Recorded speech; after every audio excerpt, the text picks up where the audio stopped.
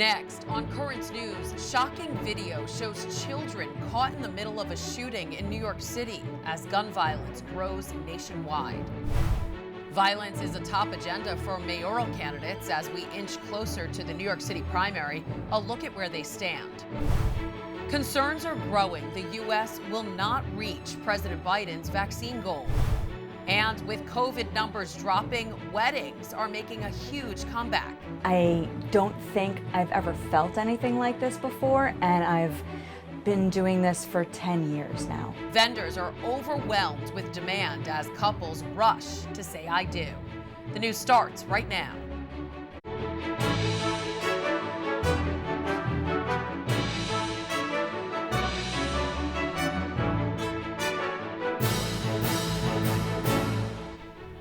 Good evening, I'm Christine Persichetti. Terrifying surveillance video shows two children caught in gunfire.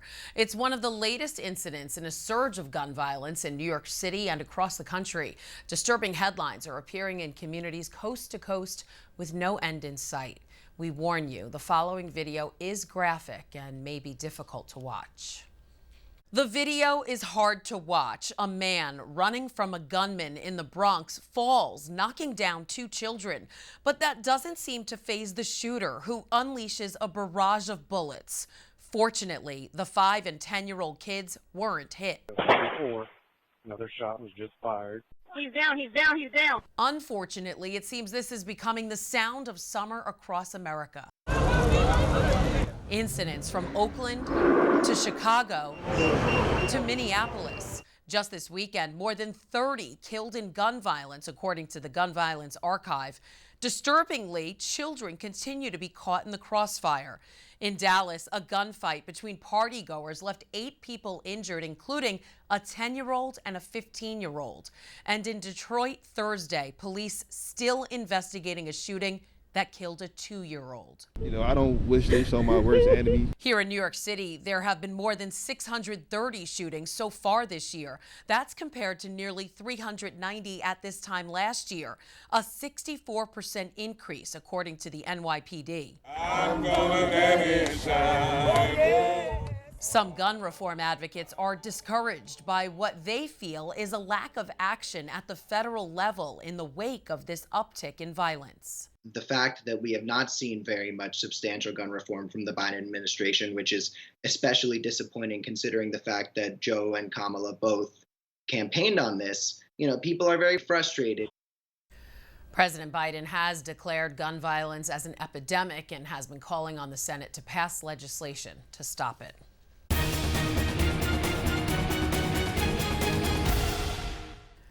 Crime is a big issue in the race for New York City mayor. Early voting is underway and polls open tomorrow for primary day, but the race is anyone's for the taking.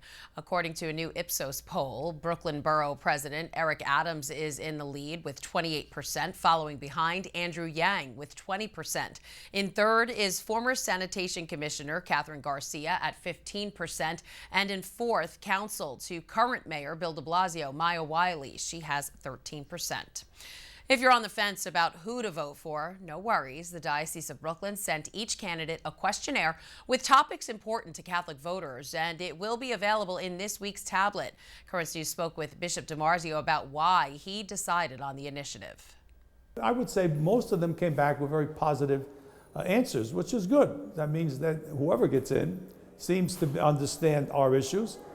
One of them was equal treatment to our children in our Catholic schools. Equal treatment on having nurses in the schools and security, all the issues that really touch us a lot. They all came back saying positive. Let's see, we'll hold their feet to the fire if whoever gets in. You said you believed in it, you were going to do it, so we have to work on that. Again, that Diocese of Brooklyn questionnaire is in this edition of the tablet, which you can either pick up in church or subscribe to it at thetablet.org. And stay with Currents News as the primary election gets underway. Jessica Easthope will be tracking the latest developments on who will be on the ballot in November.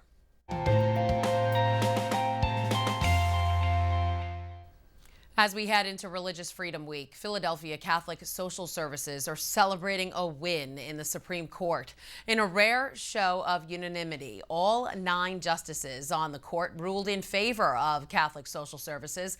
The city of Philadelphia had failed to renew their license due to the agency's refusal to allow unmarried couples and same-sex couples to act as foster parents. The Supreme Court ruled that Philadelphia was forcing the agency to violate its religious beliefs. However, some of the conservative justices believe the decision didn't go far enough. Coincidentally, the first day of Religious Freedom Week calls for prayers for children in foster care or those waiting to be adopted. This year, the week observance begins tomorrow and runs until Friday the 29th. Each day focuses on a different freedom that allows the church to live out its faith in public and serve the good of all. With 4th of July around the corner, a slowdown in vaccinations has put President Joe Biden's goal of partially vaccinating 70% of adults in the U.S. in jeopardy.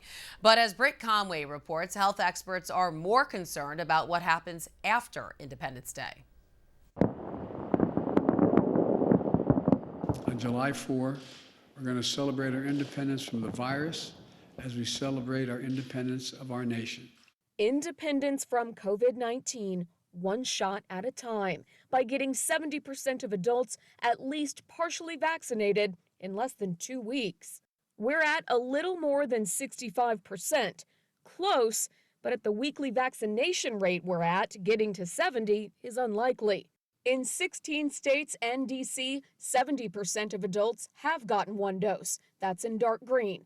In light green, Alabama, Louisiana, Mississippi, and Wyoming are among the slowest to vaccinate. But medical experts are less worried about hitting 70% by the 4th. I think as a practical matter from a public health standpoint, it's not going to have an impact whether we hit 68% or 70%. And more worried about where we go from here. Now we need to think about trying to push out the vaccine into community sites where people could get it delivered to them through a trusted intermediary. That's going to mean doctors' offices, schools, places of employment. Especially as the Delta variant continues to spread. I anticipate that will be the predominant variant in the months ahead.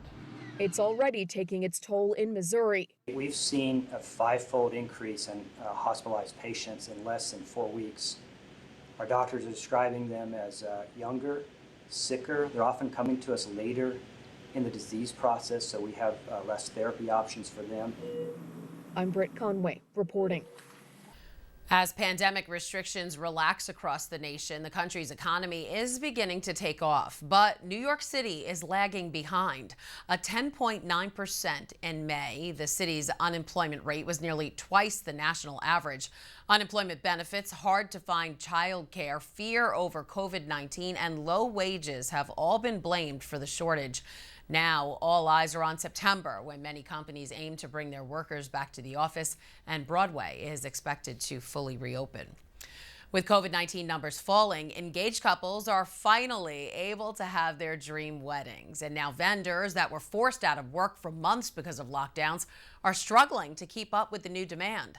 Currents News' Emily Druby spoke to some vendors as their businesses are seeing a much-needed surge. Sharon Becker just got back from traveling for a wedding, but instead of a break, the makeup artist has to get ready for another gig. The last month since weddings picked up again has been totally bonkers, completely insane. I don't think I've ever felt anything like this before, and I've been doing this for 10 years now.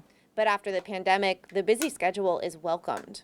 It feels great. I'm so excited to be working again. Sharon's not alone. Wedding vendors across the city have seen a boom in business. According to the Wedding Report, 42% of weddings originally scheduled in 2020 were moved to a date this year. On top of that, with COVID restrictions lifted in New York, people can finally throw bigger weddings, and they are. Our phones have been ringing off the hook. Benjamin Goldberg runs the New York Food Truck Association. They have 75 members with over 125 trucks. And they're booked pretty much every weekend. Food trucks have become a popular option for wedding food. In 2019, they had anywhere from 30 to 40% of their trucks booked on the weekends. In 2020, during the pandemic, that number dropped down below 5%. Now that number is close to 95%. There's still going to be a lot of scars for a long time to come, but this definitely helps get over that pretty quickly.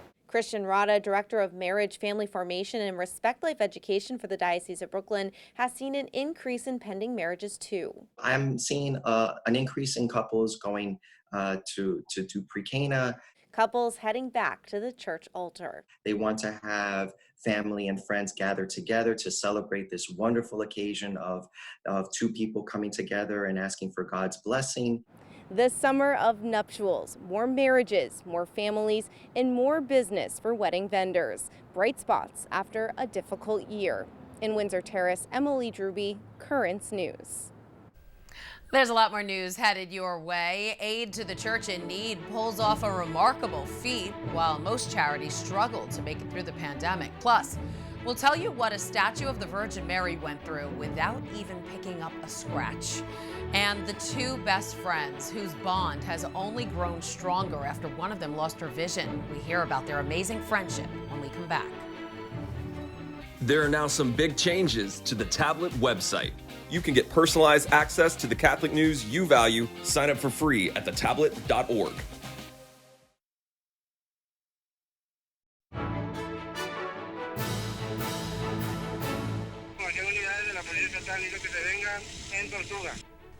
Mexican authorities are investigating after an attack near the U.S. border left at least 18 people dead. Police say gunmen in cars shot and killed more than 24 people on Saturday. The violence in Reynosa is just miles from McAllen, one of the biggest entryways into the United States. The victims include taxi drivers, workers, and a nursing student. The governor of the Mexican province called all the victims innocent civilians. Authorities say they currently don't have a motive for any of the murders. Bishops in Colombia are praying for reconciliation after a car bomb exploded at a military base. The attack left 36 people injured last Wednesday. However, this statue of the Virgin Mary close to the explosion site was left untouched. The military's diocese called it a miracle and says the intact icon serves to keep faith among the soldiers. Throughout the pandemic, Aid to the Church in Need raised more than $144 million for suffering Christians around the world. The organization says it saw a record number of donations in 2020 compared to previous years. And thanks to those donations, the agency was able to help Christian minorities in places throughout Asia where public aid is not available. Getting by with a little help from her friend, a young Catholic schoolgirl from Bayside, Queens, knows she can face anything after her best friend stepped up when she got sick. Currents News' Jessica Easthope reports on the story of their friendship and the new exciting chapter in their lives. On their little stamp cards. Do you remember the stamp cards? Izzy and Grace are inseparable, but they're nothing like other best friends. 3, 2, 1, step.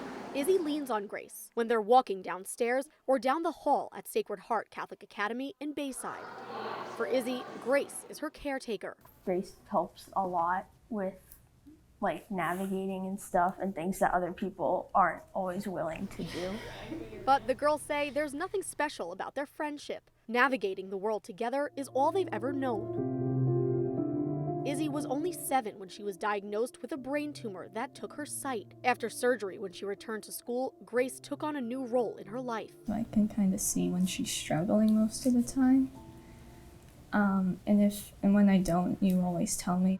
Arm in arm, Grace and Izzy are leaving the place where their friendship began and starting a new chapter together. High school at Holy Cross. Janine Rana, a faculty member and alumna of Sacred Heart, was inspired by Grace and Izzy's bond. Still in touch with her Sacred Heart classmates from more than 30 years ago, Janine reached out to tell them about the girls and within hours raised more than $2,000, given to the girls as a surprise scholarship at graduation. We wanted them to feel what we feel and hope and pray that 30-something years later, that they can do the same for others. Izzy and Grace began living in the same two-family home a few years ago, but getting sick of each other was never an option. I tell her everything.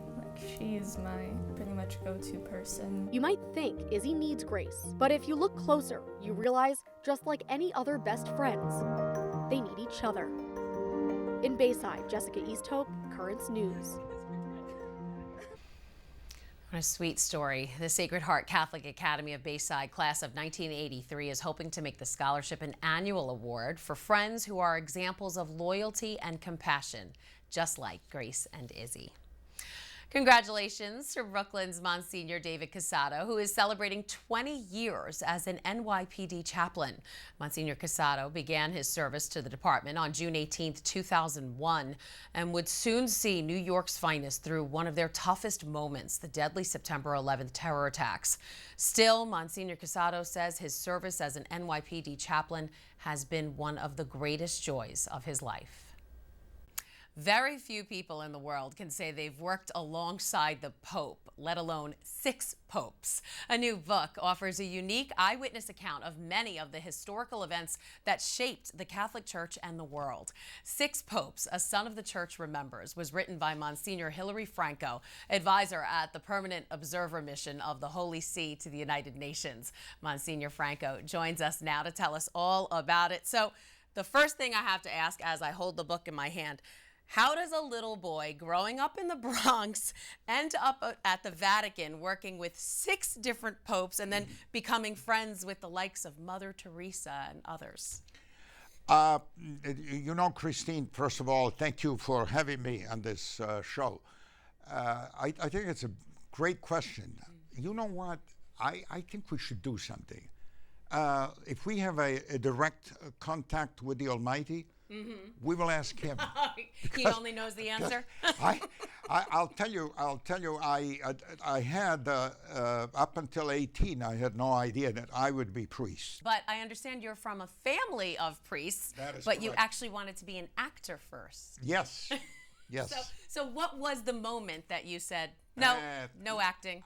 One thing I can say that when I was 18, you know, I was in a place called Broadway, you know, and I don't, probably you heard of it. Oh, I heard of it. You know, and in between, I used to stay in this small church, not because there was no air conditioning in those days, you must be kidding. But it was different from the heat, it was during the summer, you know, kind of the summer in New York. Yeah. So I used to see this, not old, but ancient priest coming out. In those days, priests never retired, coming out from the back of the sanctuary, going to get a sandwich. And I was so taken by this, you know, there was no one in the church actually, you know, and I said to myself, gee, I would love to be like him and probably replace him, you know, but I had no idea up until that time. It was that old priest whom I had never seen before.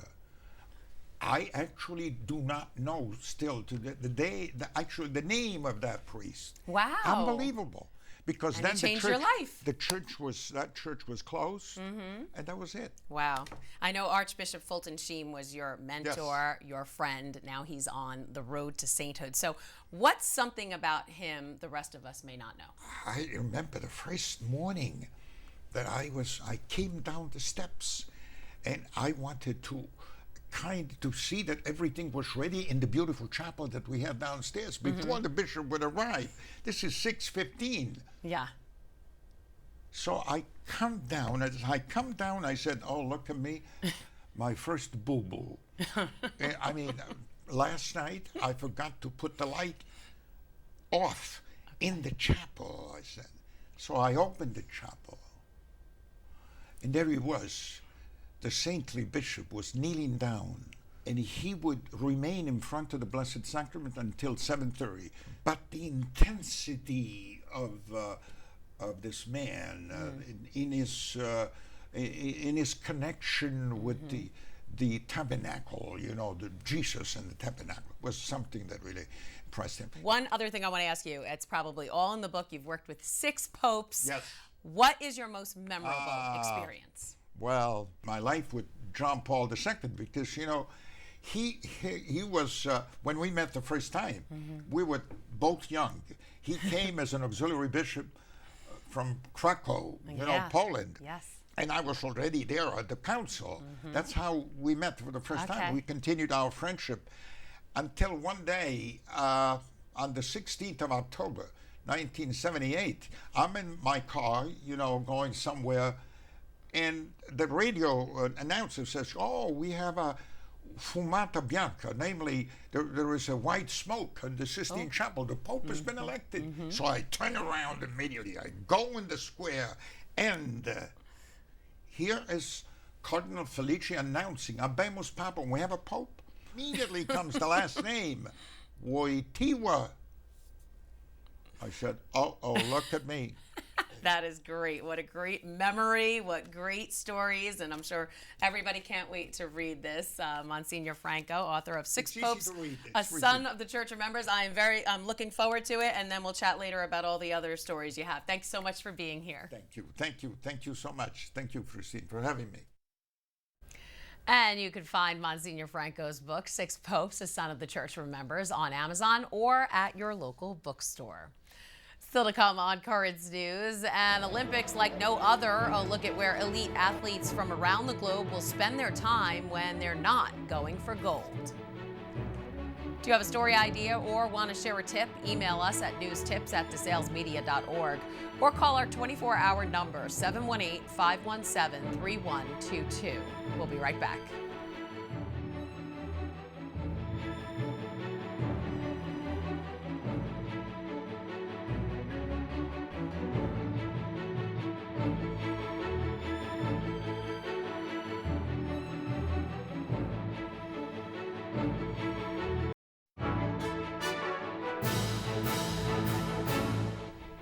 The pandemic-delayed Tokyo Olympics are set to kick off July 23rd, and organizers are trying to build confidence that the mega event will be safe for athletes and the Japanese public.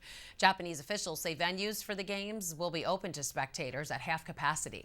Selena Wang is in Tokyo with a closer look at the Olympic Village where the athletes will live. The Olympic Village, a city within a city, built for the world's best athletes. For the Tokyo Games, thousands of Olympians from more than 200 countries will be living here, preparing for the defining moment in their sporting careers. Normally a place for partying and celebration, this year it's going to be an antisocial sanitized bubble, full of COVID testing, health centers, and staying far apart from one another. But the majority in Japan still don't want the Olympics to happen. Actually, a protest is ongoing right behind me as they are debuting the Olympic Village to the press. There are 3,800 rooms in these 21 buildings to house the athletes. This is a replica of the athletes' room. The athletes have to share the room, which some public health experts say increases the risk of spreading COVID. Athletes are contact traced and tested for COVID every day. If they test positive for COVID, they have to come to this fever clinic to get tested again. If that COVID test comes back positive yet again, they then have to take dedicated transport to an isolation facility outside of this Olympic Village, and they then lose their chance to compete. Athletes can only arrive 5 days before their competition and have to leave within 2. It cost hundreds of millions of dollars to build all this. After the games, they'll be turned into residential apartments. But before that, this is going to house athletes for an Olympics like no other. Selena Wang, Tokyo. Can't wait. And that is Currents News. I'm Christine Persichetti. Thank you for joining us because we are putting your faith in the news. Hope to see you again next time.